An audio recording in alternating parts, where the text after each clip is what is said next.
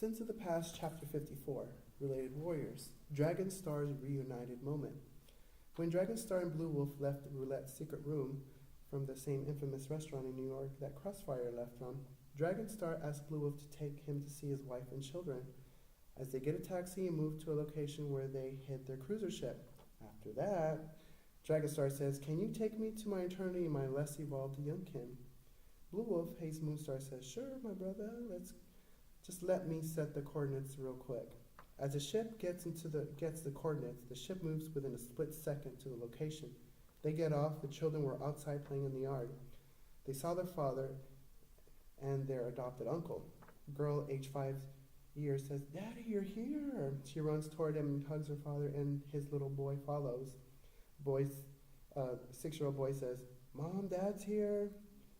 He also runs to hug his father as well. Then his wife runs to her husband's side.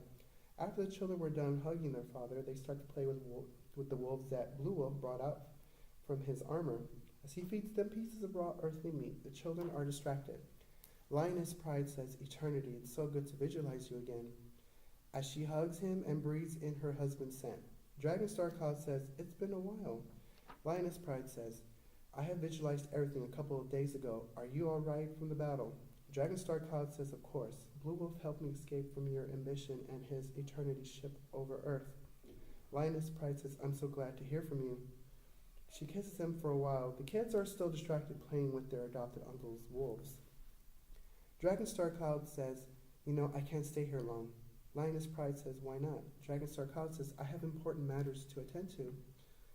Lioness Pride says, "Are you still trying to overthrow my ambition? You need to stop and be by my side." Dragon Star Cloud says, "It's not that easy. I need to help our counterparts to help me overthrow your ambition and his eternity's plan to help these counterparts against me and others like myself." Lioness Pride says, "If you give me a heart's explorational experience, my ambition will know my changes." Dragon Star Cloud says, "Try not to worry." Lioness Pride says, "Blue Wolf, get over here rapidly." He walks towards her direction. Blue Wolf, Haze Moonstar says, "What do you do?" Lioness Pride says, "You better make sure he doesn't expire, or I will expire you and anyone else that gives me the expired changes from within. Do you understand me?" She sheds a few tears of discomfort. Blue Wolf, Haze Moonstar says, I'll do my best that he doesn't expire." Lioness Pride says, "I hope so for your sake." Blue Wolf, Haze Moonstar says, "Trust me, I understand completely. Now, if you don't mind, I will leave you to a few moments longer while I look after your less evolved youngkin." He directs himself towards the children to watch over them. Dragon Star Cloud says, "I need you to be careful just in case I don't make it with my life accumulation intact." Lioness Pride says, "You better not communicate with me like that." While she sheds a few more tears, then she slaps him on the face from what he told her. She gets over it.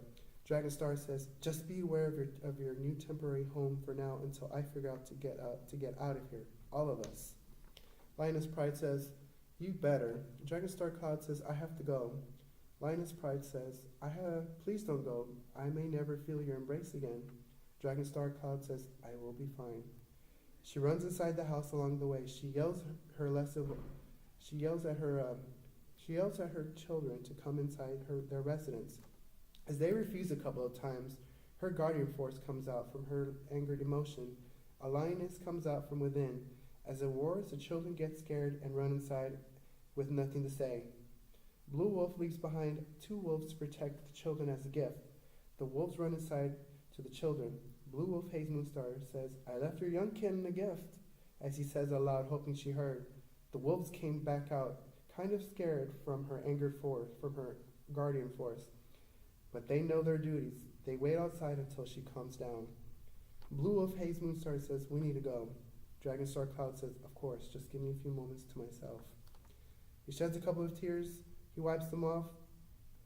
Then he leaves inside the ship. Upon entering, Blue Wolf gets a message from Roulette to meet him in Beijing with 1 or 2 selected subjects for the upcoming project at hand. As they travel in search of the related warriors, they head to Roulette's underground mansion palace, in which his guardian forces get the scent of the related warriors. As the wolves are sniffing about, they picked up both of their earthly scents. They howl with the intention of the found scent.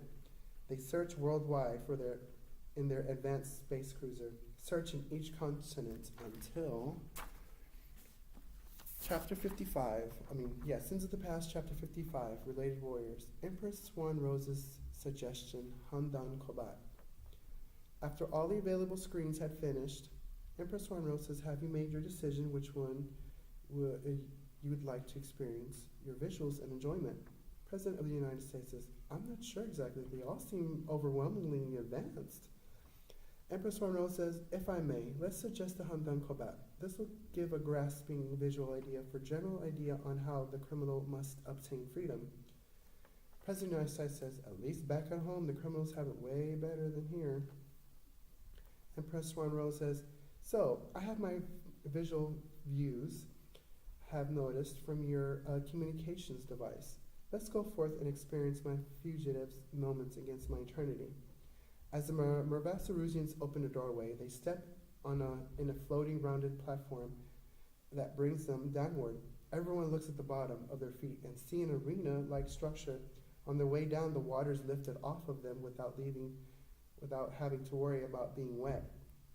Floating seats are used, and all you can hear is the crowds, cheers, and the roars of disappointments and the losses of the underground placed bets on who wins and losses. They reach further, and the crowds are looking way different from what they got used to seeing. Different beings from all over the universe are presented accordingly. They reach her arena of the royalty seats. As they move through other royalty from other homeworlds, so Alpha Red and her second daughter.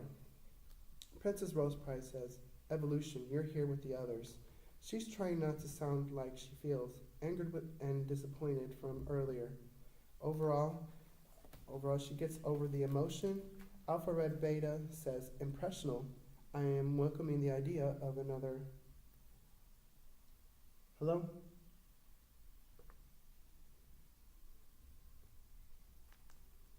Oh, cut it. Jeez. Anyways, so let's see, where was I at? Okay, let's go forth. So I have my visual views have noticed from your communication device. Let's go forth and experience my fugitive's moments against my eternity. And as the Merversarusians open a doorway, let's see, I already went there. Okay, here. Okay, Princess Rose Pride says, Evolution, you're here with the others. She's trying not to sound like she feels, angered and disappointed from earlier. Overall, she gets over the emotion. Alpha Red Beta says, impressional and welcoming the idea of another successful alliance in your favor. Empress Swan Rose says, I appreciate your agreement. Alpha Red Beta says, my eternity just told me he is running for Imperial of the Solutional Realm. Empress Swan Rose says, so appreciative to hear that my guardian's eternity will be seated by my side. Alpha Red Beta says, of course, my impressional. Empress Swan Rose says, make room for my alliance visualization, will you? As they move to make room, an announcement is made of her presence. Mervasarusi announcer says, all who are presently here, may I welcome the impressional's arrival. All stand on an invisible platform from their floating seats. Cheers and applauses are growing louder. Mervasarusi announcer says, is there any Kobat you desire to visualize, your mighty excellency? A floating device comes from their territory towards her direction. A microphone appears to change according to her title. The microphone can amplify all across Arena Stadium with echoes throughout the entire stadium. Empress Swan Rose says, I don't deserve such praises. Nonetheless, I request the appointment of my royal eternity against the infamous Dragon Star Cloud. All the crowds are roaring at the upcoming battle presented. All around, without Empress's permission, bets are being placed among all who choose to do so. She sits back down, the microphone floats back up to the watery part of the planet above, which looks like a floating ocean with creatures that are able to live in the atmosphere are floating all around the planet. Princess Price says, Sigh, did you check out the ocean above us? Lady Dudley Sigh says, I know, it's so beautiful, isn't it? Trigger Happy says, who knew water could defy gravity here? Bullseye says, the placement is much more fascinating on how this planet was created. Last Prayer says, looks like floating food to me in some ways. Trigger Happy hits him gently. Trigger Happy says, hopefully we'll be able to get something to eat later. Prayer whispers in Bullseye's direction. Rasprayer says, I haven't eaten since our trip from Russia. Bullseye says, you're just going to have to deal with it for now until we get back home. Rasprayer says, I hope this ends quickly. Trigger Happy says, are you serious? Now you're hungry? Why don't you ask the royal counterparts? Bullseye says, no way. I'm not sure we can eat what they call food. Sai heard the last and wonders herself. Then she whispers towards Pride. Lady Deathly Sai says, have you ever noticed we haven't eaten since our trip from Russia? Panther's Pride says, speaking of that, I could go for something myself. Lady Deathly Sai says, I hope you go home soon. I'm starving from all the excitement of witnessing this planet. Panther's Pride says, me too. I was thinking fish. Sai hits her in a joking manner, while Pride looks upward at the ocean crowd still roaring, then silence when the Emperor comes out. Merbasarusian announcer says, presently the mighty Imperial Dragon Tiger. All the crowds continue their roar once more. Merbasarusian announcer facing the infamous Dragon Star Cloud. Crowds scream louder and louder and rumble from their feet on the invisible platforms all around. As they're waiting for the Emperor's opponent, the Empress gets an announcement in secret as a signal. Alpha Red to come to a part of the stadium arena. Then she returns to the Empress's side and whispers. Alpha Red Beta says, Dragon Star is not in his imprisonment. Empress Swan Rose, what? She stands up quickly. She sounds enraged. Her armor from both sides have different creatures. On her left side appears to be a dragon with a combination of swan-like features, and on her right side looks like a mythical swan phoenix. She had to remember that her guests were next to her. The liquid metal armor retracts back to normal. She gets up and signals her eternity by nodding towards her right shoulder. He goes back inside. She signals the announcer to pass the microphone as it floats back down towards her direction. Empress Swan Rose says, my alliance visualization that I have brought together, it seems my fugitive has escaped from my grasp once again. The crowd sounded disappointed. Empress Swan Rose says, you are all aware of the direst consequence among this realm we call home.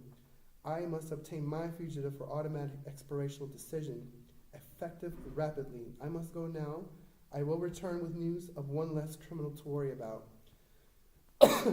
The microphone returns back to the Merbasarusian announcer. Empress Swan Rose says, we need to leave immediately. I have to return you back to your realm of similarities. As they walk back where they came from, back on the platform, up in the ocean, then to her communications room, finally back to Earth. As the portal opens, the others, Global Defense Director, couldn't believe his eyes, and everyone else follows on what they witnessed. Global Defense Director says, Mr. President, we've been searching for you for about 48 hours. Empress Swan Rose says, this was my intrusion. Forgive me. I have to show your leader of our advancements to share in the future, now much more rapidly. President of the United States says, leaving so soon? Empress Swan Rose says, I will return when I gather myself. You understand that I must announce myself among your homeworld star. President of the United States says, come to my office and we should talk about it. Empress Swan Rose says, of course, not now. Then she disappears into thin air. Everybody else is wondering, well, what and how?